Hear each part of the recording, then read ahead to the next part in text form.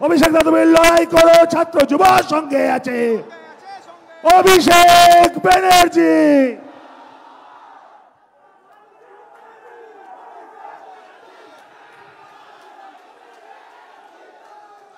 নমস্কার।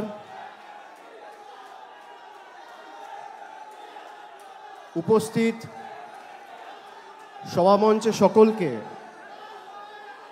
আমার শ্রদ্ধা কৃতজ্ঞতা প্রণাম জানাই। আজকের সভার সভাপতি বৈশানর চ্যাটার্জি থেকে শুরু করে তৃণমূল ছাত্র পরিষদের রাজ্যের সভাপতি ভাতৃপ্রতিম তৃণাঙ্কুর সহ ছাত্র পরিষদের ফুল টিমকে, যারা আজকের এই কর্মনাশা, ধর্মনাশা, সর্বনাশা বন্ধকে উপেক্ষা করে যতদূর চোখ যাচ্ছে শিক্ষার প্রগতি, সংঘবদ্ধ জীবন এবং দেশপ্রেম, কার্যত জনসমুদ্রে পরিণত করেছে, আমি তাদের সকলকে ধন্যবাদ জানাচ্ছি। গতকাল ভারতীয় জনতা পার্টি 12 ঘন্টার বাংলা বন্ধ ডেকেছিল।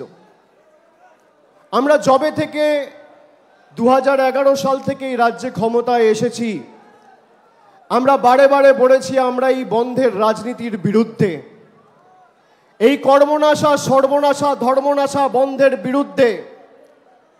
বাংলাকে যারা অচল করতে চাইছে সেই রাজনীতির বিরুদ্ধে। আমি অনুরোধ করব ভারতীয় জনতা পার্টির বাংলার নেতৃত্বকে যে প্রতি 28শে আগস্ট আপনারা পারলে একটা করে বন্ধ ডাকুন। আপনাদের বন্ধকে কি করে প্রতিহত করতে হয় বাংলার মানুষ জানে।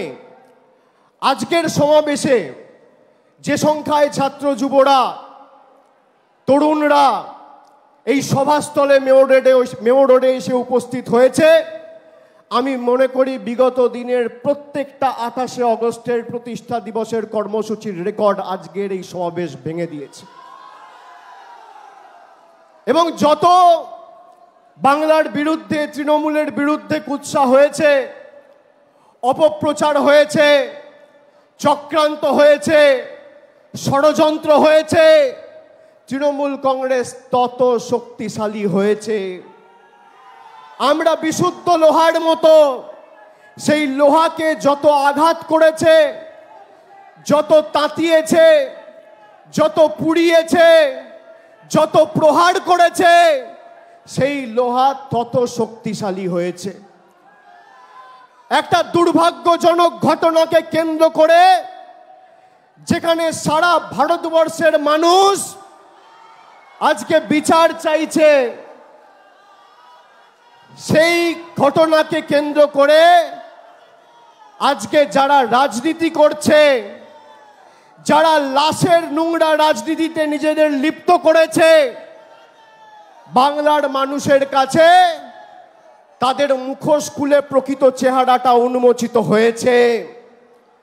যারা সন্দেশখালি করে মহিলাদের মান, সম্মান, সম্ভ্রম 2000 টাকার বিনিময়ে নিজেদের স্বার্থ চরিতার্থ করতে দিল্লির বুকে বিক্রি করেছে, তাদের নারী সুরক্ষা নিয়ে কথা বলার অধিকার নেই।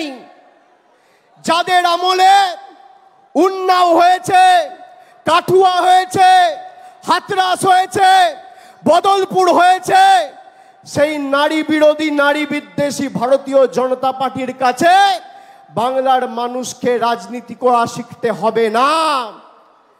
যারা মুখ্যমন্ত্রী মমতা বন্দ্যোপাধ্যায়ের পদত্যাগ দাবি করছে, আমি আপনাদের বলছি গত 10 বছরে একটা তথ্য আপনাদের দিই।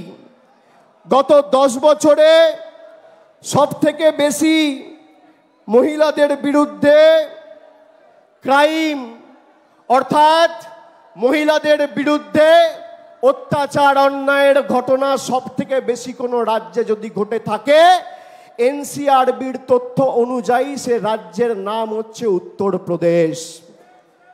2 নম্বর জায়গায় মধ্যপ্রদেশ, 3 নম্বর জায়গায় রাজস্থান 4 নম্বর জায়গায়, মহারাষ্ট্র। মহিলাদের বিরুদ্ধে শ্লীলতাহানি, ধর্ষণ, অন্যায়, অত্যাচারে উত্তরপ্রদেশে গত 10 বছরে 41,733টা ঘটনা ঘটেছে। মধ্যপ্রদেশে 36,144টা ঘটনা ঘটেছে। রাজস্থানে প্রায় 28,000 ঘটনা ঘটেছে। মহারাষ্ট্রে 25,000 ঘটনা ঘটেছে। উত্তরপ্রদেশের মুখ্যমন্ত্রীর নাম কি? যোগী আদিত্যনাথ, ডবল ইঞ্জিন সরকার। মধ্যপ্রদেশের মুখ্যমন্ত্রীর নাম কি? মোহনলাল যাদব, ডবল ইঞ্জিন সরকার। রাজস্থানের মুখ্যমন্ত্রীর নাম কি? ভজনলাল শর্মা, ডবল ইঞ্জিন সরকার। আর মহারাষ্ট্রের মুখ্যমন্ত্রীর নাম কি? একনাথ শিন্দে, ডবল ইঞ্জিন সরকার। ক্যামেরার সামনে অন রেকর্ড বলে যাচ্ছি, পারলে এই 4 জন মুখ্যমন্ত্রীর পদত্যাগ দাবি করবেন, তারপর মমতা বন্দ্যোপাধ্যায়ের দিকে আঙ্গুল তুলবেন। ক্ষমতা আছে, ক্ষমতা আছে। এখানে যারা বোনেরা বসে আছে, আমি তোমাদের জিজ্ঞেস করতে চাই, বলো ভারতবর্ষে ধর্ষণ বিরোধী কঠোর আইন আসা উচিত কি উচিত না? হাত তুলে বলো, উচিত কি উচিত না?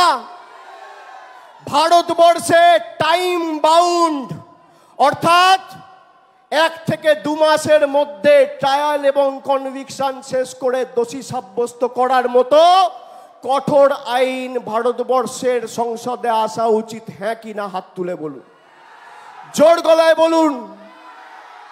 বিজেপির নেতাদের বলবো, যারা নবান্ন অভিযান করে মুখ্যমন্ত্রীর পদত্যাগ দাবি করছেন, সাংসদ অভিযান করে ভারতবর্ষে ধর্ষণ বিরোধী আইন আনার জন্য নরেন্দ্র মোদীর কাছে দাবি জানান। ক্ষমতা থাকলে স্বরাষ্ট্রমন্ত্রী অমিত শাহর কাছে দাবি জানান। বিজেপির সভাপতি, যে বিজেপি দেশ শাসন করছে, জেপি নাড্ডার কাছে দাবি জানান। দেখি কত ধানে কত চাল। আমি আপনাদের বলছি, এদের ক্ষমতা নেই ধর্ষণ বিরোধী আইন ভারতবর্ষে আনবে। তার কারণ, যদি ভারতবর্ষে এই কঠোর ধর্ষণ বিরোধী আইন আসে, তাহলে সব থেকে আগে জেলে যারা যাবে তারা হচ্ছে বিজেপির লোকজনেরা। সব চোর, ছেচোর, চিটিংবাজ, মাতাল, পাতাখোর, খুনি, ধর্ষক সব বিজেপিতে। কালকে যারা রাস্তায় নেমেছিল, কোনো ভদ্রলোককে আপনি দেখবেন না। এমন এমন ছাত্র কালকে রাস্তায় নেমেছে, আমরা দেখেছি। কেউ বলছে আমি বিএসসিতে সায়েন্স নিয়ে কমার্স পড়ছি, কেউ বলছে আমার 23 বছর বয়স, আমি 11-এ পড়ি। স্কুলের নাম জিজ্ঞেস করছে, বলছে ভুলে গেছি, জানি না। এই হচ্ছে বিজেপির প্রকৃত চেহারা। 14 তারিখ বাংলার মায়েরা, দিদিরা, বোনেরা মেয়েদের রাত দখলের ডাক দিয়েছিল। আমরা সেই লড়াই আন্দোলনকে সম্মান জানাই। যারা রাস্তায় নেমেছিল বা যারা বাড়িতে বসে প্রতিবাদ করেছিল, তাদের একটাই দাবি ছিল, 1, ধর্ষণ মুক্ত আগামী দিনের ভবিষ্যতের সমাজ গড়ে তোলা, এবং 2, যারা দোষী তাদের কঠোর ব্যবস্থা নিয়ে বিচার ব্যবস্থা যাতে দ্রুত বিচার সম্পূর্ণ করে প্রকৃত দোষীদের শাস্তি দেওয়ার ব্যবস্থা করে। 4 দিন কলকাতা পুলিশের হাতে কেস ছিল, 10, 11, 12, 13। 14 তারিখ মহামান্য কলকাতা হাইকোর্ট সিবিআই এর কাছে কেস ট্রান্সফার করে। আজকে নেই করে 14 দিন অতিক্রান্ত।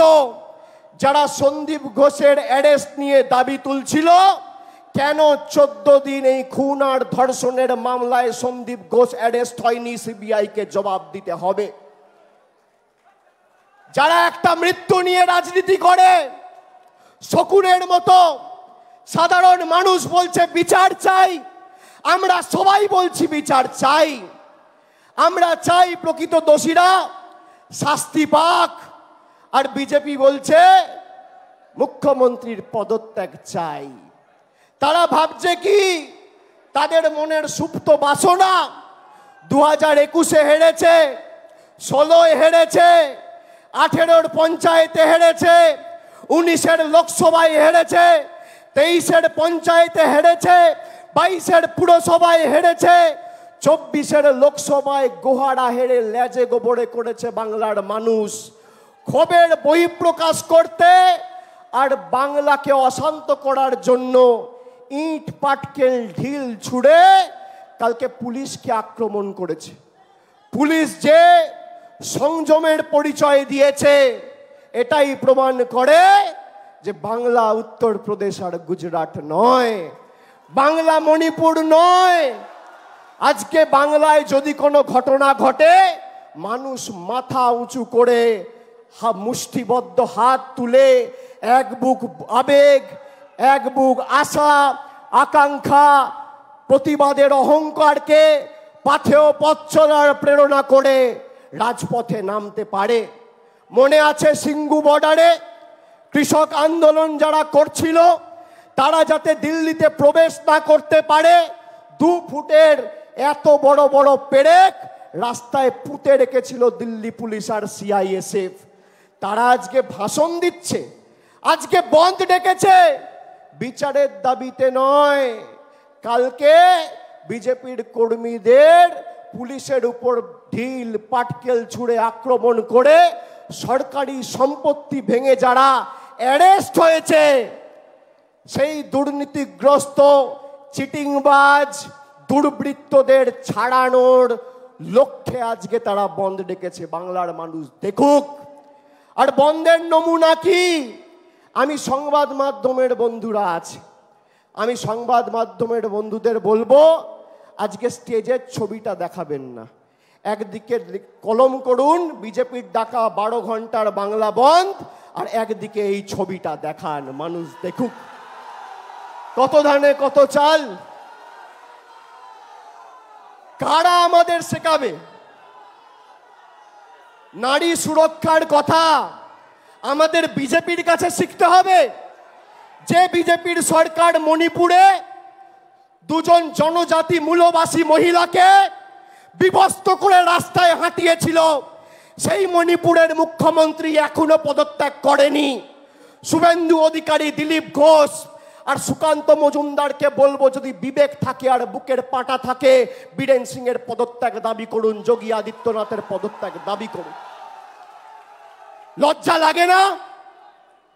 যাদের আমলে হাতরাস হয়েছে, যাদের আমলে উন্নাও হয়েছে, যাদের আমলে কাটুয়া হয়েছে, বদলপুর হয়েছে, আমি আপনাদের একটা কথা দিয়ে যাচ্ছি আজকে, এই আন্দোলন আমরা দিল্লি অবধি নিয়ে যাব। আমি কথা দিয়ে কথা রাখার ছেলে। শুরু তুমি করেছো, শেষ আমরা করব। 100 দিনের আন্দোলন। আমরা যখন গরিব মানুষের টাকা চাইতে, গরিব মানুষের প্রাপ্য টাকা বাংলায় হেরে গিয়ে জোর জবরদস্তি এই বাংলা বিরোধী বিজেপি আটকে রেখেছিল। আমরা দিল্লিতে আন্দোলনের ডাক দিয়ে এখান থেকে ট্রেনের ব্যবস্থা করে 3টে ট্রেন বুক করেছিলাম। রেল দপ্তর আমাদের থেকে টাকা নিয়েছিল। টাকা নেওয়ার পরেও শেষ মুহূর্তে সেই ট্রেন ক্যান্সেল করে।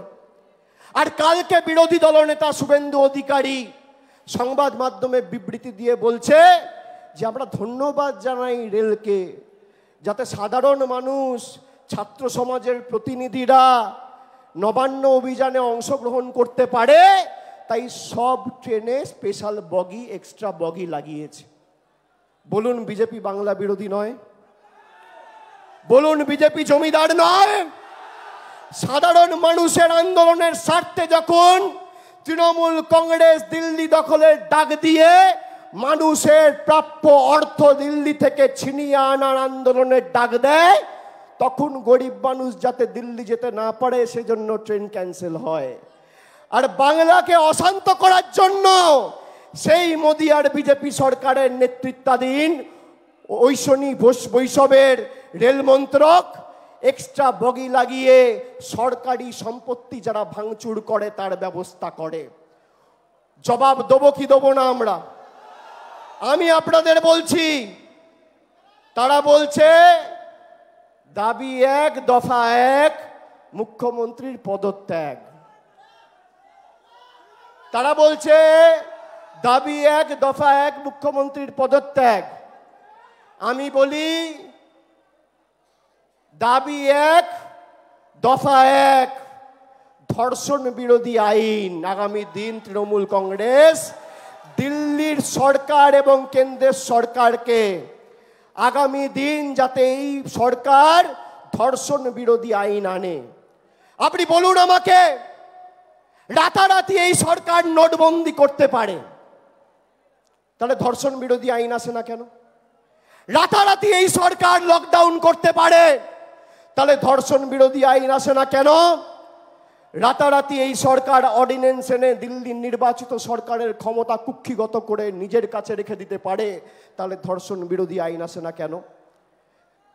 আমরা চাই যারা এই নারকীয় বর্বর ঘটনার সাথে যুক্ত তাদের সমাজে থাকার অধিকার নেই।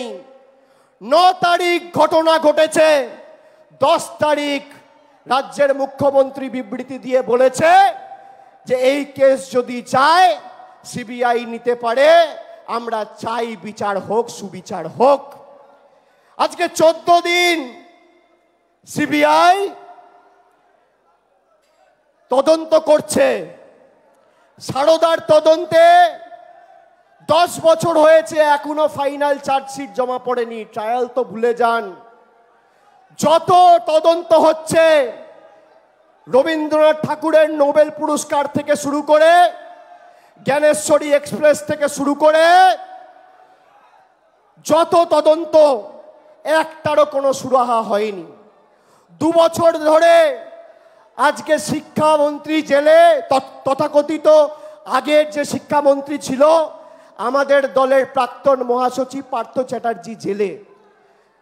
কি বিচার হয়েছে?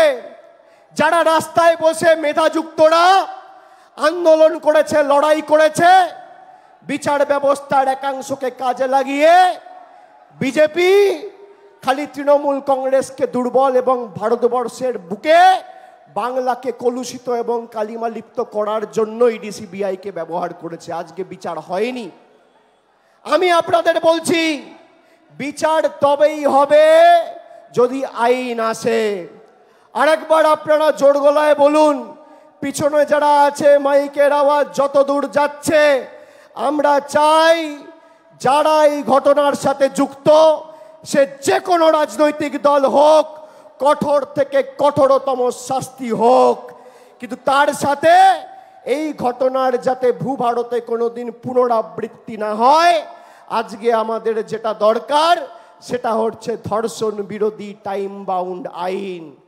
এই আইন যদি আগামী 3-4 মাসের মধ্যে ভারতবর্ষের কেন্দ্রের সরকার প্রণয়ন না করে, তাহলে দিল্লিতে বৃহত্তর আন্দোলন তৃণমূল কংগ্রেস গড়বে,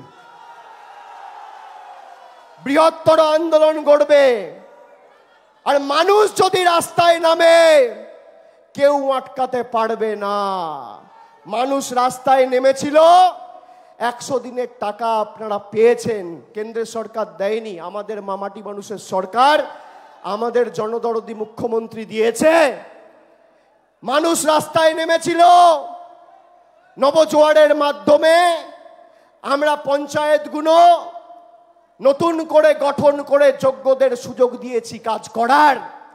মানুষ রাস্তায় নেমেছিল, আবাসের টাকা কেন্দ্র সরকার বন্ধ করে রেখেছে, আমাদের সরকার কথা দিয়েছে, মুখ্যমন্ত্রী কথা দিয়েছে 31শে ডিসেম্বরের মধ্যে যাদের আবাস প্লাসের প্রথম তালিকায় নাম ছিল, কিস্তির প্রথম টাকাটা 31শে ডিসেম্বর 2024-এর আগে চলে যাবে, কেন্দ্র সরকার দিক আর না দিক। এটাই পার্থক্য। এখানে অনেক বর্ষিয়ান সাংসদেরা আছে। আমি আপনাদের বলছি, আমরা কেন্দ্রকে দলগতভাবে চিঠি লিখব। আমাদের রাজ্যের মুখ্যমন্ত্রী ইতিমধ্যেই চিঠি লিখেছে। আমরা দলগতভাবে চিঠি লিখব। আমরা সবাইকে অনুরোধ করছি দলমত নির্বিশেষে, আপনি সিপিএম হোক, তৃণমূল হন, কংগ্রেস হন, বিজেপি হন, রাজনীতির সাথে যুক্ত থাকুন না থাকুন, সমাজে যদি পরিবর্তন আনতে হয় এবং এই নৃশংস ঘটনার যাতে পুনরাবৃত্তি না হয় আমাদের সুনিশ্চিত করতে হয়, আমাদের চাই ধর্ষণ বিরোধী কঠোর আইন। এবং কেন্দ্রের সরকার যদি এই আইন না আনে তাহলে প্রাইভেট মেম্বার বিলের মাধ্যমে আমি এই আইন মুভ করব। দিল্লির সাংসদ, প্রত্যেকটা সাংসদের অধিকার আছে প্রাইভেট মেম্বার বিল মুভ করে সেটা আইন হিসেবে আইনসভায় পাশ করিয়ে, বিল হিসেবে আইনসভায় পাশ করিয়ে আইন তৈরি করা। বাংলার মানুষ আমাদের এই অধিকার দিয়েছে, আমরা আগামী দিন করব। আর একটা ছোট কথা বলে শেষ করব। মুখ্যমন্ত্রী, আমাদের দলের সভানেত্রী, তিনি সভামঞ্চে এসে উপস্থিত হয়েছেন। আমি বক্তব্য দীর্ঘায়িত করব না। আমি অনুরোধ করব খালি যে আগামী দিন ছাত্র সংসদ নির্বাচনগুলো যখনই হবে তখন 55% আসনে যাতে মেয়েরা অর্থাৎ বোনেরা লড়াই করার সুযোগ পায় সেটা আমরা সুনিশ্চিত করব। 55%, 50% নয়। What Bengal things today, India things tomorrow. আমরা মেয়েদেরকে, বোনেদেরকে, দিদিদেরকে যদি এই সুযোগ দিতে পারি, যেটা বাংলা করে দেখিয়েছে পঞ্চায়েত স্তরে, লোকসভায় আমরা করে দেখিয়েছি। বিজেপি এনেছিল উমেন রিজার্ভেশন বিল, লবডঙ্কা, কিচ্ছু করেনি। আমরা কথা দিয়েছি, কথা রেখেছি। 29 জন সাংসদের মধ্যে 12 জন সাংসদ তৃণমূল কংগ্রেসের মহিলা প্রতিনিধি রয়েছে। পঞ্চায়েত স্তরে 50% সংরক্ষণ করে আমরা দেখিয়েছি। আর ছাত্র সংসদ নির্বাচনে 45-50 নয়, 55% করার জন্য আমি অনুরোধ জানাচ্ছি এবং ভাই তৃণাঙ্কুরকেও বলবো যাতে আগামী দিন 55% কলেজ নির্বাচনগুলোতে মেয়েরা, বোনেরা প্রতিনিধিত্ব করতে পারে, তার সুযোগ তৃণমূল ছাত্র পরিষদকে করে দিতে হবে। আমি এটুকু বলে সবাইকে আরেকবার ধন্যবাদ জানিয়ে, কৃতজ্ঞতা জানিয়ে, প্রণাম জানিয়ে, শ্রদ্ধা জানিয়ে, সমবয়সীদের ভালোবাসা, শুভেচ্ছা জানিয়ে আমার বক্তব্য শেষ করছি। জয় হিন্দ, বন্দে মাতরম, জয় বাংলা। ধন্যবাদ।